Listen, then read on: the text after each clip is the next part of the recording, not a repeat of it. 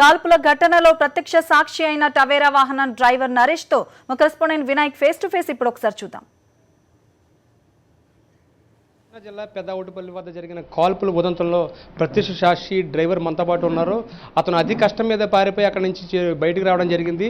ఆ కాల్పుల ఉదంతం ఏంటి, ఏం జరిగిందని తెలుసుకోవడం కోసం ప్రయత్నం చేద్దాం. మీరు ఎన్ని గంటలకు మిమ్మల్ని కార్ బుక్ చేసుకున్నారు, ఏం జరిగింది అసలు చెప్పండి. అసలు పొద్దున్నే 9ంటికి ఎక్కించుకున్నానండి. 9ంటికి ఎక్కడి నుంచి ఎక్కడికి ఎక్కించుకున్నారు, ఎలా వెళ్ళారు చెప్పండి. ఆయన ఆఫీస్ దగ్గరికి వస్తేనేమో నేను వస్తాం లేట్ అయితేపాటికి ఆయన స్టేషన్ దగ్గరికి వచ్చారు. ఆయన ఇక్కడ ఎక్కించుకొని 10ంటికల్లా గన్నవరం వెళ్ళాలన్నారు. గన్నవరం ఎయిర్పోర్ట్కి వెళ్ళగానే ఆయన ఒక్కడే వచ్చాడు. ఇద్దరు వాళ్ళ తాలూకు వాళ్ళు ఎయిర్పోర్ట్లో దిగితే వాళ్ళిద్దరిని ఎక్కించుకొని వస్తుండగా కారు సైడ్ ఇవ్వకుండా ఒక కారు మమ్మల్ని అలా ఎదర వస్తుంది. హార్న్ కొట్టినా సైడ్ ఇవ్వట్లేదు.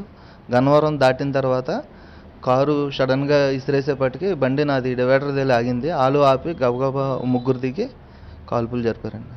అంటే వాళ్ళు ఎలా ఉన్నారు, ఎటువంటి పరిస్థితుల్లో ఉన్నారు, మంకీ క్యాప్లు ధరించారు, లేకపోతే ఎలా ఉన్నారు? మంకీ క్యాప్లు ఏం తగిలించలేం, నీట్గా ఉన్నారండి. టక్ చేసుకుని ఒక్కొక్కరు నీట్గానే ఉన్నారు. అసలు అది ఏ కారు, అసలు అటువైపు కారు? అది XUV అండి, మహేంద్ర. అది అంటే రిజిస్ట్రేషన్ చూడడం కానీ అలాంటివి ఏం జరిగిందా, అసలు ఏ ప్రాంతం అని గుర్తించడం జరిగింది అసలు? AP20 అనేది ఒకటే చూశానండి ఆ స్పీడ్లో. ఇంకేం చూడలేదు అంతే. వాళ్ళు ఎక్కడ వాళ్ళు కానీ అసలు ఎప్పుడైనా చూసినట్టు కానీ అనిపించింది, అసలు ఏం జరిగిందో? ఎప్పుడు చూడలేదండి. అసలు స్పాట్లో కాల్పులు జరపడం చూసిన తర్వాత ఏం జరిగింది, ఆ తర్వాత ఏం చేస్తున్నావు అసలు? వాళ్ళు నా ఫ్రంట్ నుంచి ఎలా వచ్చి బ్యాక్ గ్లాస్లోంచి షూట్ చేస్తుండగా నాకు భయం వేసి గబగబా దిగిపోయేపటికి నా మీద కూడా షూట్ చేశారండి. కాకపోతే నాకు తగలలేదు. రన్నింగ్లో స్పీడ్గా వెళ్ళి బస్సును పట్టుకొని నేను ఇంకా వెళ్ళిపోయాను. ఇంకా బస్ స్టాండ్కి వెళ్ళి బస్ స్టాండ్ దగ్గర కాసేపు కూర్చొని వచ్చానండి. ఏలూరు ఇప్పుడే వచ్చాను. నిజంగా అసలు అంటే ఎన్ని గంటలకు జరిగింది ఈ సంఘటన, ఎంతమంది ఆ సంఘటనలో పాల్గొన్నారు అసలు? 10:15 అవుతుందండి, 10:30 అలా ఆ టైంలోనండి. ఎంతమంది వచ్చారు అసలు అటువైపు వాళ్ళు? ముగ్గురు వచ్చారు. ముగ్గురు కారు ఆగడంతోనే ముగ్గురు దిగిపోయారు ఆ కారులోంచి.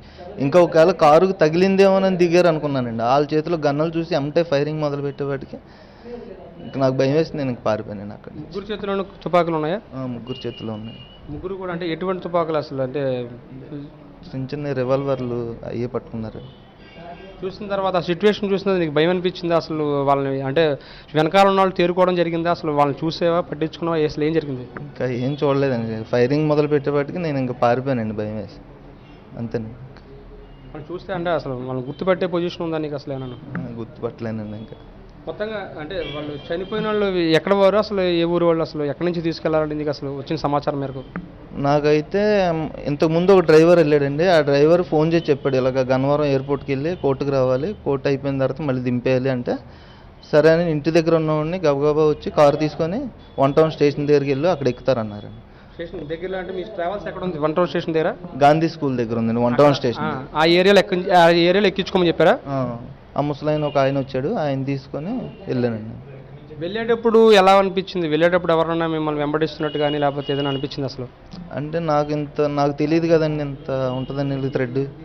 అందుకే నేను వాళ్ళు ఎవరైనా ఏమైనా మాట్లాడుకున్నారా? అంటే మాకు థ్రెట్ ఉందని కానీ లేకపోతే ఏదైనా ఉందని కానీ వాళ్ళు మాట్లాడుకున్న మాటలు నీకు ఏమనిపించింది? వాళ్ళు ఏమైనా మాట్లాడుకున్నారు అసలు ముగ్గురు?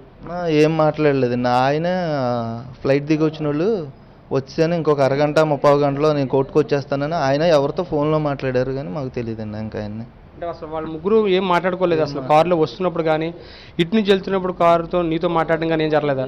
ఇటు నుంచి వెళ్తున్నప్పుడు ముసలాయినికి ఫోన్ చేసి ఎంతసేపు మేము వచ్చాం అంటే వచ్చేస్తున్నాం ఇప్పుడే జంక్షన్ దాటాం అని చెప్పాడండి. అంతేనండి ముసలాయన, ఇంకేం మాట్లాడలేదండి.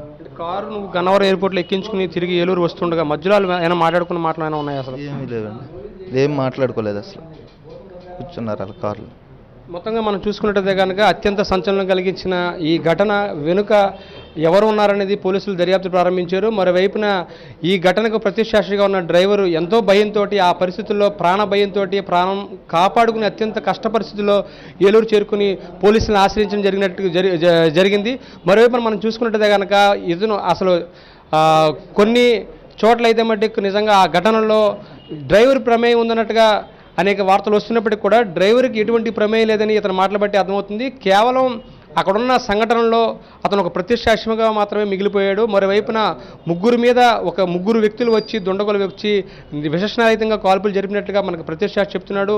కేవలం ఎటువంటి కష్టాలు ఉన్నాయో ఏమున్నాయో తెలియదు, నేను గన్నవరం ఎయిర్పోర్ట్కి వెళ్ళాను, తిరిగి తీసుకుని వస్తున్న సమయంలో కారుకి అడ్డంగా కారు ఆపి వారు విశేషణారహితంగా కాల్పులు జరపడంతో తాను ప్రాణభయంతో అక్కడి నుంచి పరారై అతి కష్టం మీద బస్సు స్టేషన్ చేరుకుని బస్సు పట్టుకుని ఏలూరు చేరుకున్నట్లుగా అతను చెప్తున్నాడు. మొత్తంగా చూసుకున్నట్లయితే కనుక ఒక డ్రైవర్ చెప్తున్న మాటలు బట్టి ఒక ముగ్గురు వ్యక్తులు ఇందులో ప్రమేయం ఉన్నట్లుగా తెలుస్తుంది. ఈ దిశగా కూడా పోలీసులు దర్యాప్తు ప్రారంభించారు. మరోవైపున కలపర్రు టోల్ గేట్ వద్ద కూడా తనిఖీలు ప్రారంభించారు. సీసీ ఫుటేజ్ కూడా తీసుకునే ప్రయత్నం చేస్తున్నారు. మరోవైపున మనం చూసుకున్నట్లయితే కనుక ఈ ముగ్గురు వ్యక్తులు కూడా చాలా నీట్గా ఉన్నారు, ఎటువంటి మంకీ కేపులు ధరించలేదని కూడా ఇతను చెప్తున్న మాటలు బట్టి అర్థమవుతుంది. ఈ నేపథ్యంలోనే కేవలం ఆ రెండు వర్గాల మధ్య జరిగిన ఘటనల పాత కష్టాల నేపథ్యంలోనే ఈ హత్య జరిగినట్టుగా తెలుస్తుంది. మరోవైపున 3 నెలల క్రితం ఇక్కడ ఏలూరు